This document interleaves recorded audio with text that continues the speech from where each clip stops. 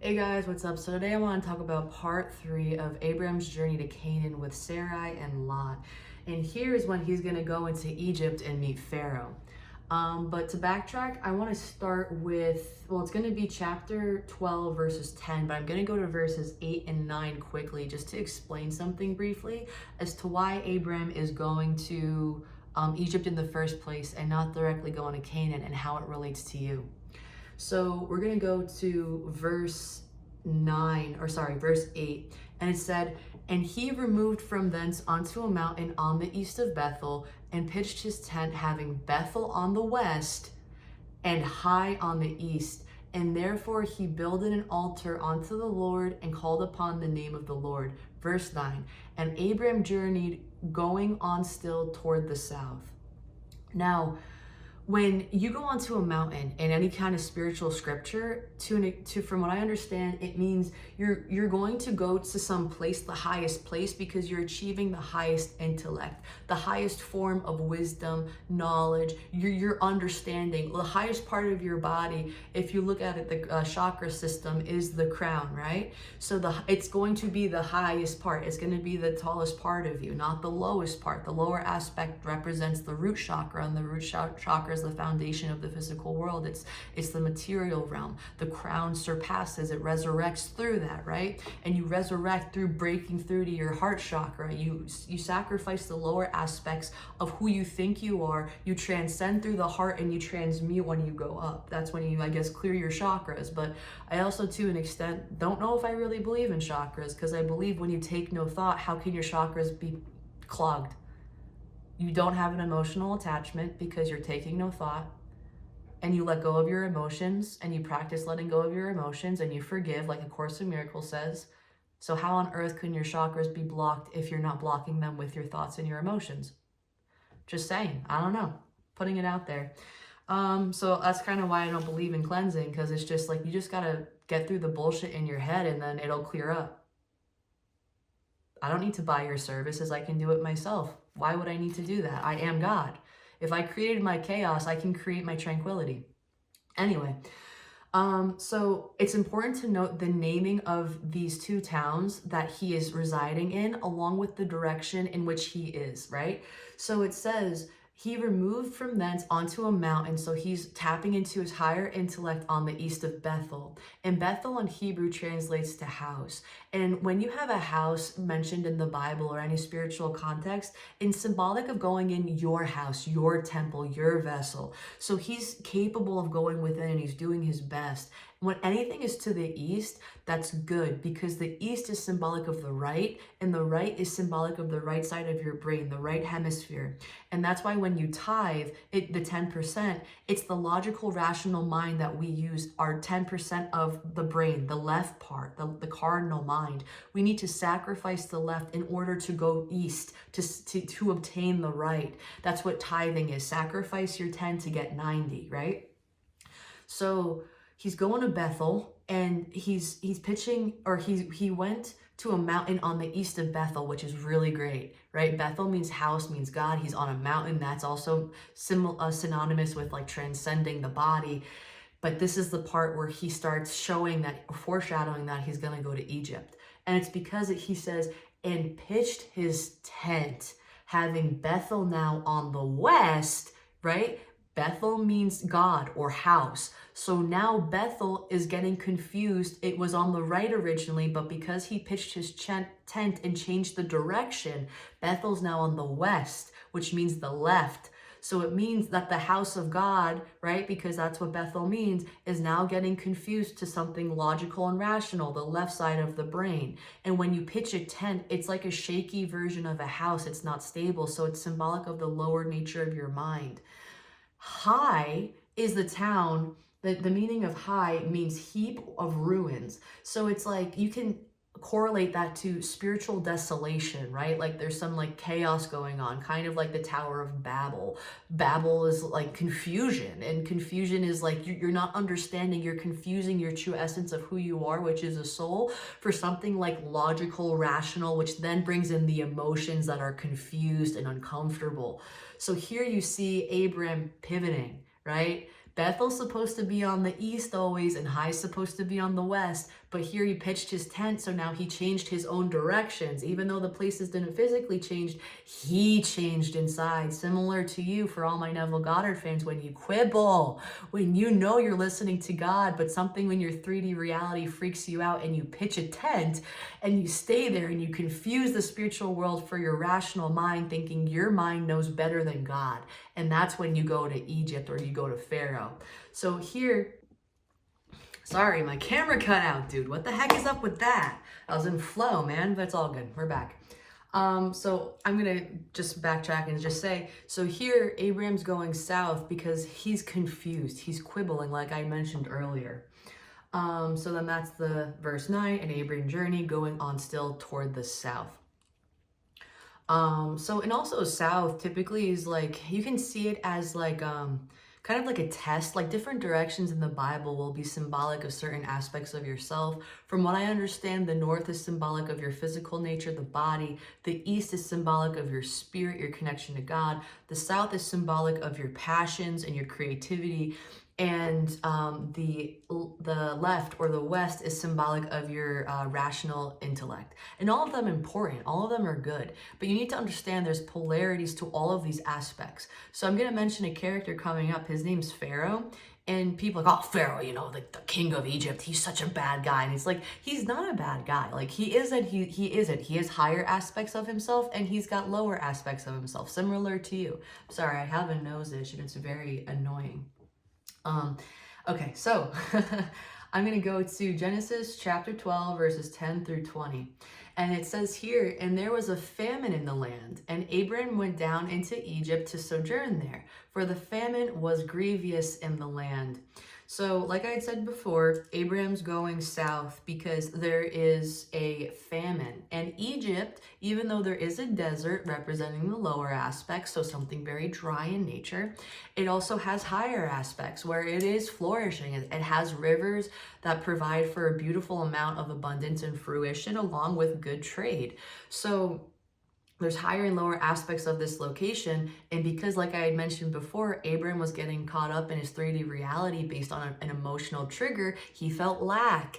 And when you feel lack, you need something of material validation, which is something you see with your two physical eyes rather than your single eye, to help quench your fear. You know, you need something practical to see to make sure that everything's going according to plan, even though your intuition knows the plan. It's just a matter of you having courage and stepping forward. That's what faith is. Faith translates, I'm pretty sure it's to confidence.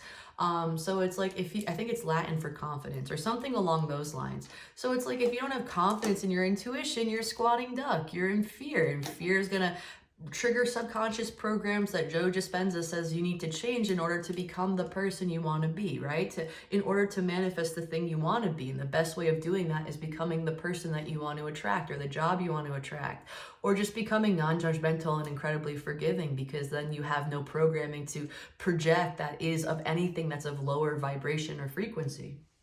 So here, Abram is going to Egypt because he's psyched out, and Egypt is is symbolic of, you know, the higher and lower aspects of the material realm, and he believes that going there will quench the famine that's going on in the land. And just as a side note, land in Buddhic knowledge or information, from what I understand, is symbolic of fruition. So when your land is dry, what's going on? You know what I mean? Like, you need to quench it with something. In water, you can interpret it as the emotions. You can also interpret it as the subconscious, or similar to your intuition. Like, when you look at water flowing in a river, no matter how many rocks and twigs there are, it's going to figure out a way to allow its current to go, unless something material in nature blocks it so like ridiculously that it will just then like proliferate with bacteria. But that in itself then is also creating a new atmosphere in which different life can thrive. So is it good or bad? I don't know. It's up to you. It depends on your perspective on things. But anyway, so Abram is going south because he's psyched out and he needs reassurance from something material in nature, which is Egypt, and he's going to run into Pharaoh here. So we have verse 11, and it came to pass when he was come near to enter into Egypt, that he said unto Sarai his wife, Behold now, I know that thou art a fair woman to look upon. So here he's basically saying, Sarai, look, I know you're a babe. All right. And I bet you these Egyptians are going to say something about that because you're a piece and I want to keep you all to myself. So we have verse 12. Therefore it shall come to pass when the Egyptians shall see thee that they shall say, this is his wife, and they will kill me, but they will save thee alive. So here he's saying that he's scared if the Egyptians see that Sarai is his wife, that Abram's going to lose his physical body, that he's going to die. But what happens to you on your spiritual journey? You have to sacrifice the lower aspects of who you think you are, which is your physical body, right? When you resurrect, it's not actually dying, it's dying before you die. You have to understand you're a physical body, you're a mind, and you're a spirit. And typically when you're dwelling in your spirit, you can witness your mind and your body simultaneously. And that's when you understand you're a three-part being. So when you take no thought, then you can control what comes into your life because now you're no longer reacting. Reacting means a program is reoccurring. When you act, it means it was a choice. And when you act instead of react, it means you're now choosing a different pathway to respond, which shows your development in who you're trying to become in a better light, right? You're doing better, you're progressing, you're not regressing. So here, Abram's freaking out because it's all very physical in nature. He's thinking like, oh my God, if they think you're my wife, they're going to kill me and they're going to take you. So he's freaking out about his body. But remember, it's symbolic of you freaking out about your physical body, right? Getting tricked by your 3D realm and getting sucked into it. When you understand you're not just your body, you wouldn't have this reaction. But this is what it's kind of explaining. So verse 13, he says, say I pray thee, thou art my sister. Okay. That it may be well with me for thy sake, and my soul shall live because of thee. So here, if you were to take it literally, it's like, okay, so if you just play off as my sister, which, at the time, I'm understanding it as this. At the time, if I was to say, or let's say like with this situation, if Abram was to say, hey, this is my wife, typically what would happen just to show dominance probably is, hey, I'm going to kill the husband and take the wife. But if the man has a sister, why would you kill the man? He's not a threat. You know what I mean? So it's kind of like understanding it in that sense. Keep in mind in the era in which this was written, okay? Especially because it's Pharaoh, it's symbolic of a king. So what does a king do? He doesn't give a fuck. He's going to take your head if he wants to. So it's kind of like that. So he's saying, like, listen, if you say you're my sister, we'll both have a better chance of getting out of this. The thing about the symbolism in this is when you have a husband and wife in the Bible, from what I currently understand, is a husband is symbolic of the mental plane and the wife is symbolic of the emotions. When you say someone is your sister, you say that that's your spirit.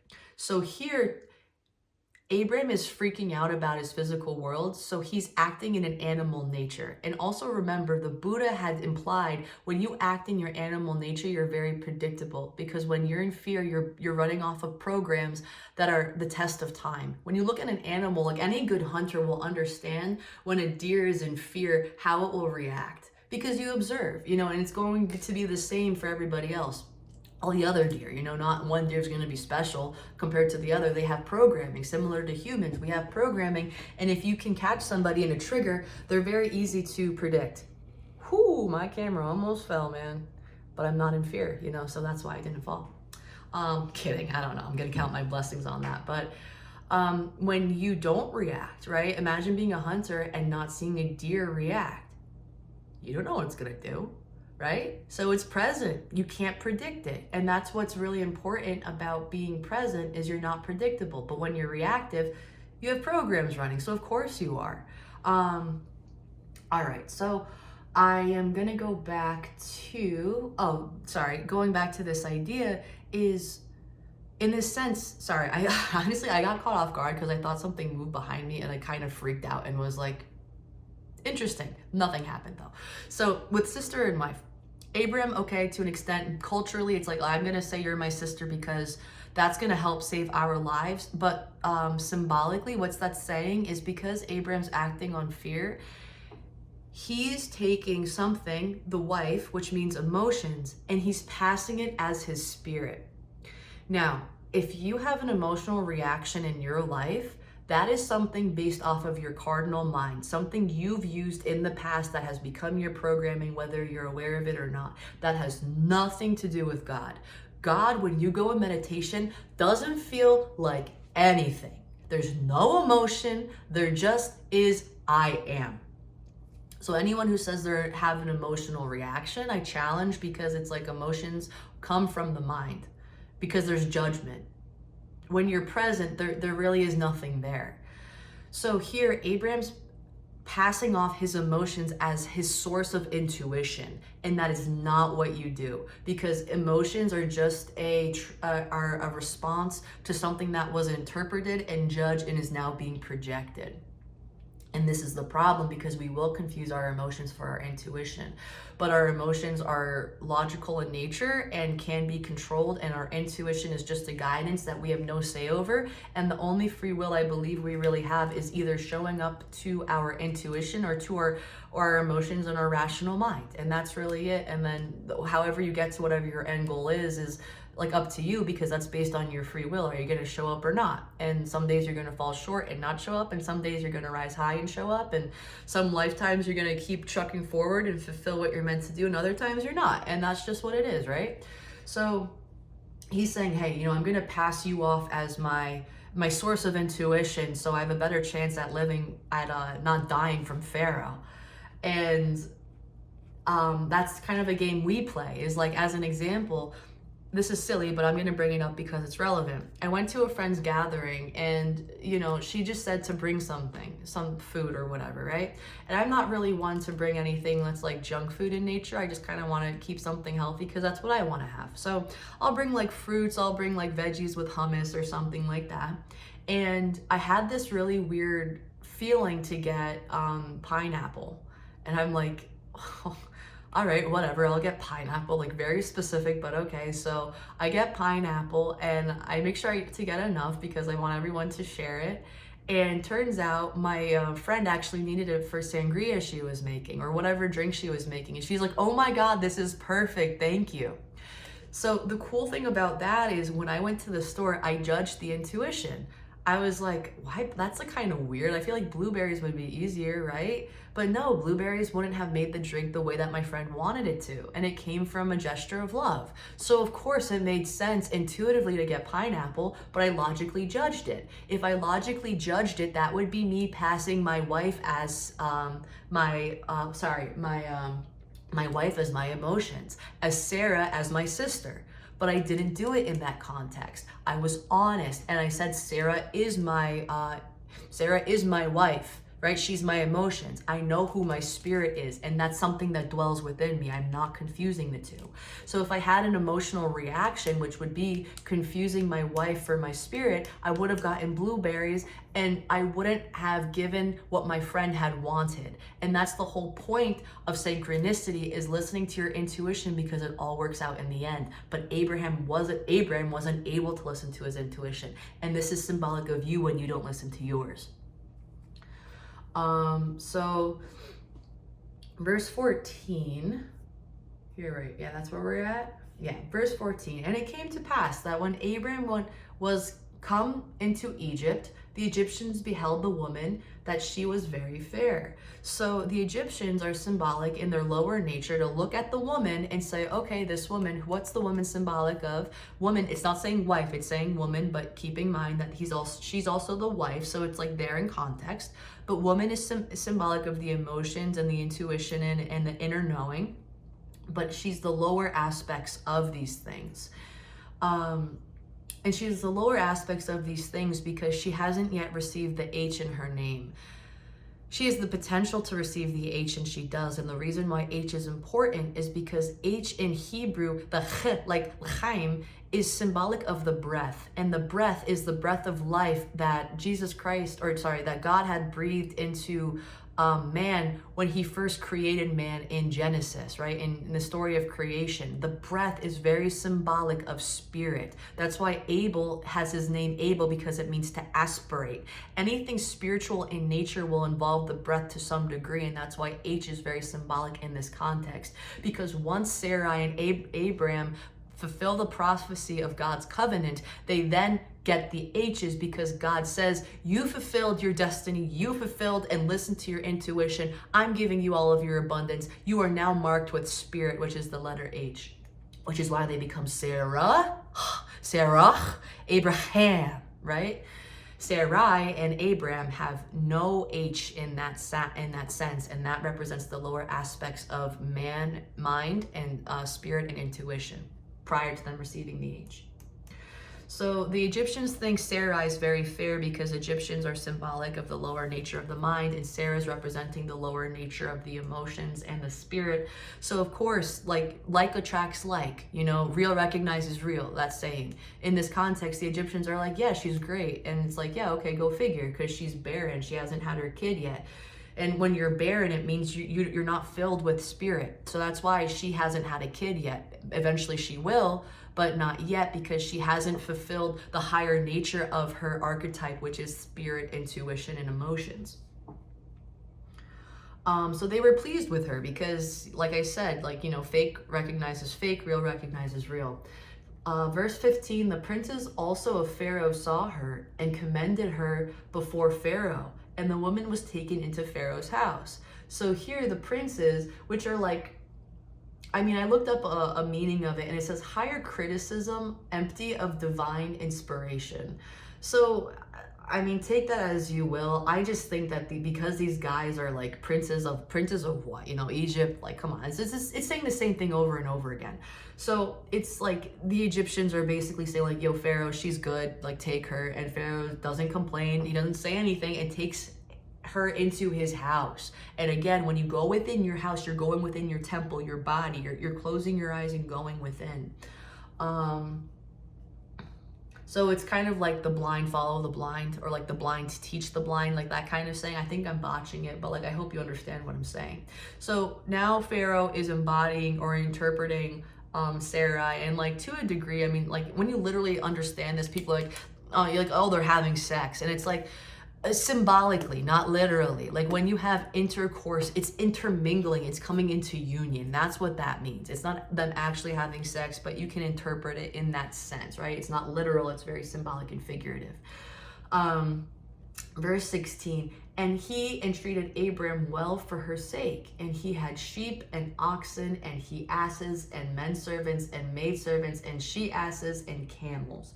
Now, my interpretation here might be a little gray zone. It might not be the best, but I'm going to just explain what's on my mind. Because of the trade that they had here, keep in mind, Pharaoh represents the mind, right? The higher and the lower aspects of them. He was giving Abram animals. At the time, animals are a very good what's it called? I want to say signifier, if that's a word, but it basically points out your amount of wealth, right? Animals, land, obviously any kind of currency for whatever the time is, those things material in nature, like salt, because salt preserves meat. So that's a huge commodity, because if you don't eat, you die. So take it into context of that, animals prove you have wealth. So this is a really a wealthy exchange. And animals definitely represent aspects of the mind as well. So when you look at these different kinds of animals, the sheep represents divine thoughts, because shepherds were the first ones to visit Jesus Christ when he was born. And shepherds are known as the keeper of intuition, because when you watch your sheep, you're watching your divine thoughts. And the first animals that Jesus Christ had seen were sheep. So it's kind of when you look at it in that sense, it's oh, the first thoughts he had were divine in nature.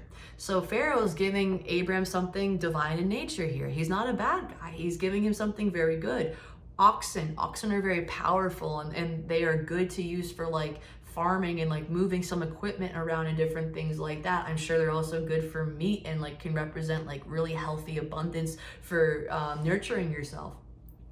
And he asses along with she asses, which asses obviously are donkeys, and donkeys are very stubborn. When Jesus rode into, I believe it was Jerusalem for either Passover I think it was for Passover, he's riding a donkey because, and sorry if it's the wrong time of year, what the holiday is, but he's doing that, or he's either going, yeah, I think it's in Jerusalem. Um, He's riding a donkey because donkeys are very symbolic of stubborn thoughts. Donkeys are little asses, and that's for a reason why they're called that, because they're stubborn. So it's symbolic of Jesus being able to tame that donkey, that stubborn mind, and to go into the holy place, regardless of what the mind is saying. You tame your thoughts and you get your manifestation. You go to the holy place, you get your end goal. So he asses and she asses, I mean, that can be described as like, he is like the ego, the physical realm, the physical nature. She is symbolic of all the inner dialogue, the emotions, the intuition. So he was able to tame the lower aspects of both of those genders, right?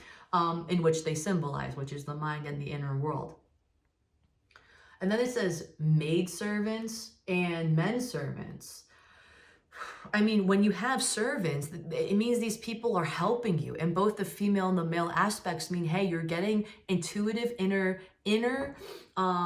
spirit guidance, and you're also getting physical mind guidance as well, help. So Pharaoh is like giving him a lot of abundance here. Camels, I mean, camels, they are good for traveling. So it's like, I'm going to help you walk when you fall, right? So when you look at these gifts and understand the symbolism behind how they can benefit Abram, not only is it a physical monetary thing showing, hey, I have all these animals, which means, I have a lot of wealth to a degree. But it's metaphysic also, in a sense where I'm going to really help you on your spiritual journey. Going south, like I said before, is symbolic of like passion. And even though he's straying and quibbling, it's very important that even when you stray, getting hurt is a very good catalyst to awaken quicker, right? Like pain is a great catalyst to get you to where you need to go. There was a really great quote that I'm going to botch by a doctor I really like. His name is Zach Bush. And he said something along the lines of pain will get you down your path, and then until vision will. Meaning you need to go through so much pain and suffering until you can wake up and visualize what you want and do it yourself, not needing pain as a catalyst, because pain wakes you up. And once you're awoken, you don't want to fall back asleep, or awakened or whatever. You don't want to fall back asleep. You want to use your third eye and your imagination and your peace to project into the world the reality you want to receive. So Pharaoh is saying, hey, listen, thanks, buddy, for giving me this beautiful woman. In exchange, I'll give you all of these incredible things.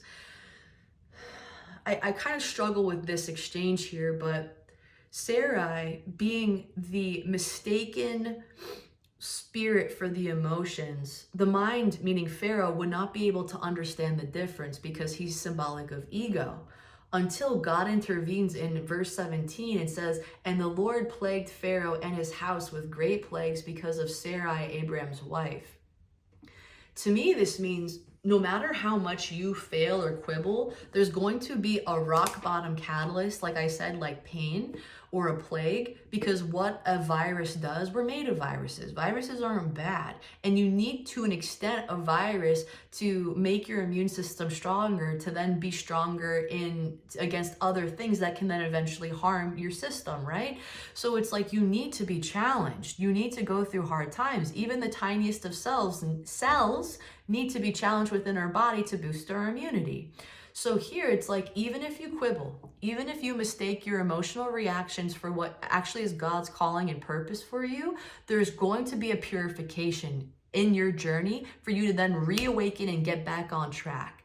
And so a plague might be seen as a bad thing, but it's really not, because it's always saying God's got your back. The destiny, I believe, is for you. Your calling and your intuition is for you. How you get there is up to you. That's your free will. Also, if you want to even answer it or not.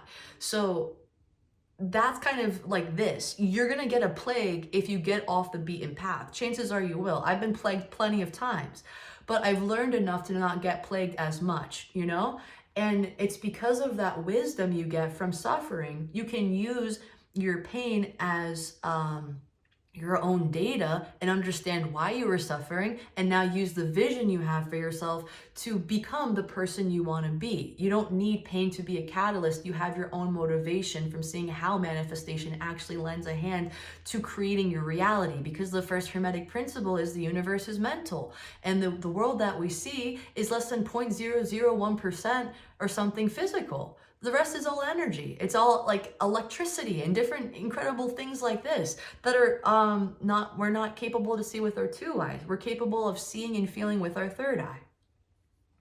So here God is like, even though he's giving you a plague, he's actually helping you, because he's telling you, you need to get back to your journey. And Abram is prophesied to be able to fulfill the covenant that in which he was asked to pursue, which is symbolic of you fulfilling that archetype if you show up and journey like Abram. So verse 18, and Pharaoh called Abram and said, what is this that thou hast done unto me? Why didst thou not tell me that she was thy wife? So Pharaoh here, I think it's kind of cool to like look at it in this way. Pharaoh's kind of saying like, dude, I had no idea you were so insecure about your intuition. It's kind of like one of your buddies, you know, calling you out for not fulfilling something you feel like you're called to do, or like not talking to the girl or the guy that you're interested in. And it's just like, do you not see the hints? Do you not see how they're interested in you? Why are you not? It's so obvious this is for you. You know, like, let's say you're really good at art and you're like, you so doubt yourself because of insecurities and subconscious programming that just caught your attention, unfortunately, more than your faith did in being able to succeed.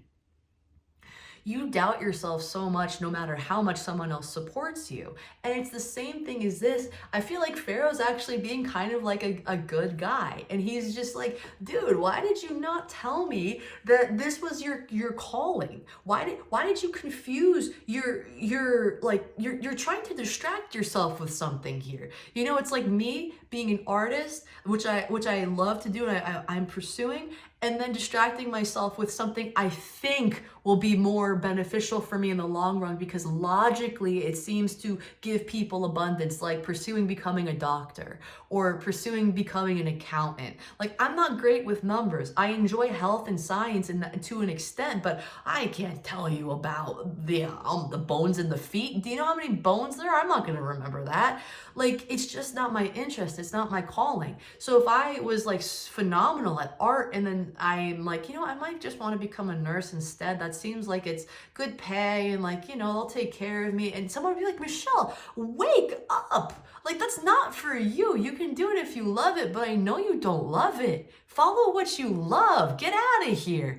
And that's what Pharaoh does eventually. He's just like, why'd you tell me that this is your emotions were your spirit? Why are you telling me you want to be a doctor when I know your sole calling is to be an artist? Get out of here. And that's what verse 19 is. It said, why saidest thou, she is my sister, so I might have taken her to me to wife? Her to me to wife. Now therefore behold thy wife, take her and go thy way. I mean, here it's like very broken down in like this Shakespearean script that's hard for like the Jersey tongue I have to articulate, okay? But again, it's just reiterating the same thing. It's just saying like, dude, you know that this is not for you. You know your calling. Go take your spirit, listen to her, and go fulfill what you're meant to do. He's, in my opinion, being a good guy. This is the higher aspect of Pharaoh. And keep in mind, in verse 20, I'm going to repeat this, or did I even say this? Not yet. Verse 20, it says, and Pharaoh commanded his men concerning him, and they sent him away, and his wife, and all that he had. Pharaoh didn't take back the animals. Pharaoh gave the animals to him, the oxen, the servants, the asses, the camel, sheep. Giving it to Abram. I don't need him, buddy. I'm good. How? Is he a bad guy? I don't think so. You know, like you're gonna waver in the archetype you serve. You know, similar to like Judas. He's not a bad guy. He's just fulfilling the archetype of being the opposite of Jesus. It's just who he represents. I mean, at the end, I'm pretty sure he hangs himself because of the guilt. and that's how we feel sometimes when we're so guilty. We feel so much shame. We want to do bad things, unfortunately, because our morals get to us, and morals have nothing to do with who you are. Forgiveness, practicing forgiveness and love, like A Course in Miracles suggests, wipes out the guilt, the shame, and the fear, and those are all constructs of the cardinal mind, right? The programming that we have. So Pharaoh's talent is allowing him to keep all the things that would serve him in his journey, right? Pharaoh became aware after God intervened. He couldn't become aware prior to that because he doesn't represent that archetype. He needs awakening because he's symbolic of the mind. Of course, that makes sense. When God intervenes, Pharaoh doesn't just represent the lower aspects, he represents the higher aspects. So he can catch on too, right? And because he's Pharaoh, he's king. So it would make sense that he can have that kind of potential and power, in my opinion. So he's seeing through the bullshit too. And he's waking up to his higher intellect. And he's saying, Abram, dude, come on, buddy. Like, you can do better than this. Go back to Canaan. You have to finish this prophecy. And it's very similar to you. You might get on your journey and you might lose sight of the intuition you initially had felt so strongly because you had no distractions. And then something emotionally triggered you to have this reaction where you think you might not be worthy, where you might think it'll be impossible, where you think, it's too overwhelming of a task to fulfill. But you need to remember the things that you love choose you. And if they choose you, it's for a very specific purpose. And the purpose is because it is your purpose. Your mind will talk you out of what your heart knows. In your mind, your brain, the amount of frequency it emits into the world is nothing in comparison to the frequency in which the heart emits. The heart knows significantly more. We need to use both of them in tandem to manifest the reality we want. And how we do that is we get on our donkey and we go to Jerusalem and we march there, right?